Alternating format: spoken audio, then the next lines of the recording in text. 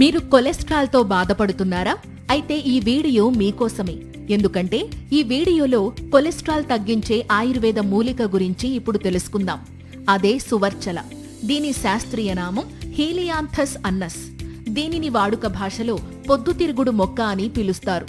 దీని ఆకులు, గింజల్లో ఔషధ గుణాలు ఉండడం వల్ల దీనిని ఆయుర్వేద వైద్యంలో విరివిగా ఉపయోగించేవారు. మరి అవేంటో ఇప్పుడు తెలుసుకుందాం. ముఖ్యంగా వాపులతో బాధపడేవాళ్లు పొద్దుతిరుగుడు ఆకులు, పొట్లాకులు కూర వండుకుని తింటే వాపులు తగ్గే అవకాశం ఉంటుంది. ఇంకా శ్వాస సమస్యలతో బాధపడేవాళ్లు దీని ఆకుల పొడిలో పాలు, నెయ్యి, త్రికటు పొడి తీసుకుంటే శ్వాస సమస్యల నుంచి ఉపశమనం కలుగుతుంది. ఇక కిడ్నీ స్టోన్స్ ప్రాబ్లమ్స్ తో బాధపడేవాళ్లు పొద్దుతిరుగుడు మొక్కను ఆవు పాలతో నూరి తాగితే 10 రోజుల్లో స్టోన్స్ కరిగిపోయే అవకాశం ఉంటుంది.